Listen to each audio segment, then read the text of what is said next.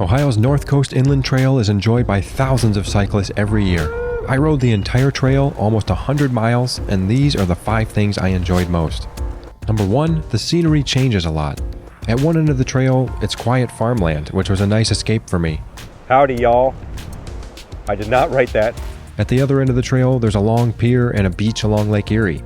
There were at least a dozen towns along the way, some small and some pretty big. I also got to ride through dense forests along the scenic Black River. There were so many different landscapes along the way. The trail doesn't stretch all the way from Toledo to Cleveland just yet, but it's growing. Number 2, there's plenty of places to get food and drink along the trail. I warmed up at Christie's Cafe in Elmore, which is a non-profit coffee shop that employs and benefits people with special needs. I found Buckeyes in Fremont, bubble tea in Clyde, and bagel sandwiches in Oberlin. I even had dinner inside a former grain silo at the Wakeman Elevator Craft Beer and Wine Barn.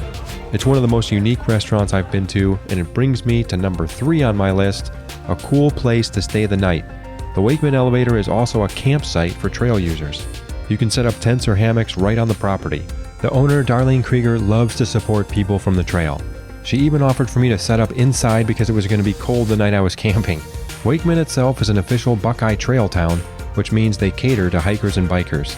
In town, there's a Mickey Mart, coffee and ice cream, and a cool fitness area at the park. Number 4, the trail is easy. Almost the whole thing is flat because it used to be a railroad. You can still see the old train depots along the way, including one in Monroeville which was restored to its 1914 appearance.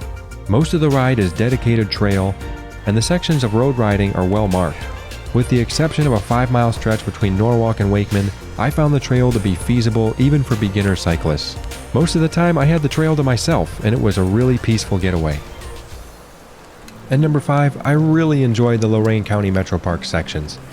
From the beautiful Cascade Park with its 3 waterfalls, to the winding Black River Reservation with its scenic bridges overlooking the forest. It felt like an accomplishment finally making it to the mile marker 0 sign at Lorain's mile-long pier. I checked out Lakeview Park and then celebrated with a meal at Erie Steak and Seafood overlooking the lake right before sunset. What an awesome trip.